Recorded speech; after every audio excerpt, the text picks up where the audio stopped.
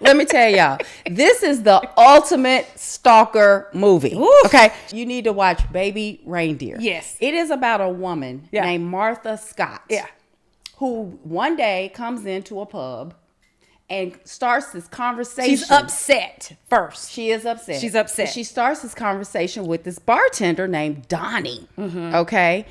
And the thing I was trying to tell Tony yesterday is Donny has some issues as well. Yes, he does. Lots. A lot of issues. Yes. And it just to me showed that he was just so insecure that he let this woman in for the attention that she gave him, the compliments. I mean, she would come in every day and sit on the same stool and order a Diet Coke. Yeah. And just talk to him and laugh and tell him all these stories. Well, I think what messed him up was he had a level of empathy that when she came in, she was crying and she was upset. And the thing he said was, I felt sorry for her. And offered her a cup of tea. Yes.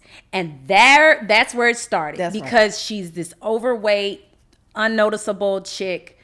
And this guy showed her attention. Yes. And attention. Vice versa. Yes. Yeah. And I think that's where it all messed up. And you got to be careful with that kind of stuff because you never know when you can get a hold of a stalker. That's right. You never know. And baby, when I say to the 100th degree, this woman was on 10, 10, 10, 10, 10. Times 10.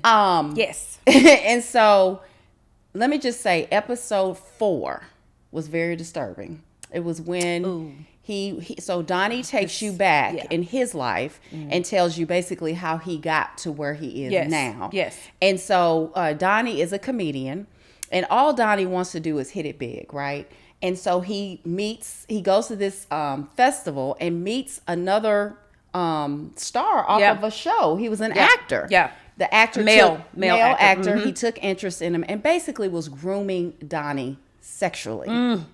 And again, Donny, because of his insecurities and things that he's, dealing with within his life, this man, he starts hanging out with him and all of that. And then he's drugging Donny. Yeah. They're taking drugs and all of that. Long story short of it, he ends up raping Donny. Traumatic scene. I did not like that. No, but it was like his whole life just shifted after that. Yeah. And I just couldn't get enough of it because he just had all these emotions and anger and he just didn't know how to process it. Right. I think too, what was interesting was when he went to talk to his parents about it. Oh my God. How he told his parents about him being raped, right? He felt blame for that, and he didn't know how his parents would react to that because he thought that they would think less of him because of that. But I love this scene. His dad was like, do you think I'm less of a man? Baby. And he was like, well, what are you talking? We're British heavy today. What are you talking about? And he said, I grew up in the Catholic Church. That's right. And he didn't say anything else after that. That's right. You just know something happened to him. Oh my God. I love this. And I liked his dad too, because his dad was very abrasive. Let me tell you something. The daddy was the MVP of the movie. Yeah, I agree. I agree. Because he came off as this stoic, brash asshole. Yes. And when Martha reached out to them and started harassing them, honey, the daddy was on the phone cussing them out. Yeah. Honey, going toe for toe. Yeah. But this softened the dad because, and Donny, that I think just opened up his world when the dad just kind of was like, honey, we're the same.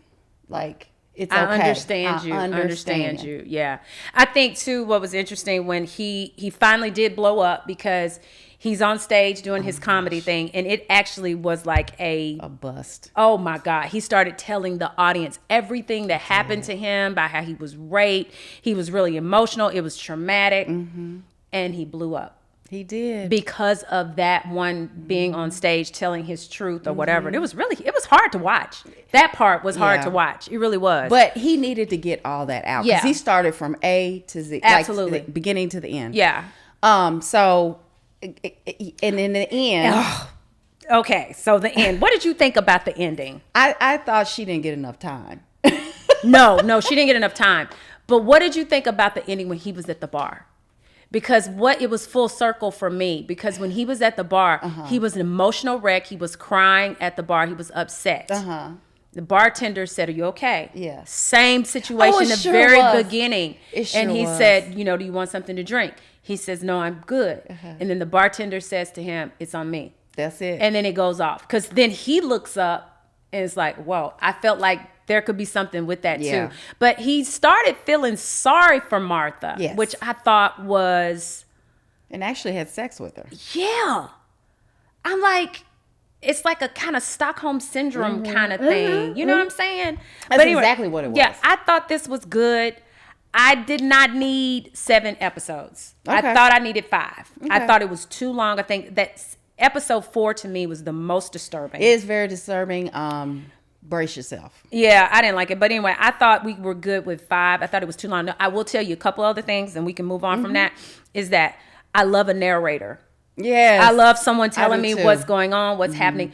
Number 2, what I don't like, and you know what I don't like, is the reading of like subtitles. Yeah, I love the subtitle. I can keep them big. Oh, reading when like she read her text and things like that. And so one of the things he was pointing out is she would text him, so I had to get up and Well, read she had horrible grammar, horrible misspellings, and all of that. I was pausing the whole time trying to read her text. Yeah, which she was emailing him every minute of the day. Yeah. Like hundreds and hundreds of emails because she did not have his number. But yeah, they got the police involved. She had a history of this. But you know what was crazy is when he finally did go to the police, the police really didn't want to do anything. They were up until like when they did, but... Well, I think that guy the policeman who was at the front, actually was stalked by Martha. Oh. Remember when the detective was like, she has harassed a police detective. And as soon as he told that guy her name, he typed it in. He said, "Oh, hold on. I'll get you to my supervisor." But this was a true story. Let's say that. Story. This was a true story. And it actually happened to him, the actual actor in the show, the comedian. Stop it. Yeah, it was actually him acting this out, I believe. I did not know that. Yeah, I believe. Okay. I'm gonna double check that. Yeah. But it is a true story. Richard Gadd. Yeah. So champagne moment for me. Yeah, it's champagne.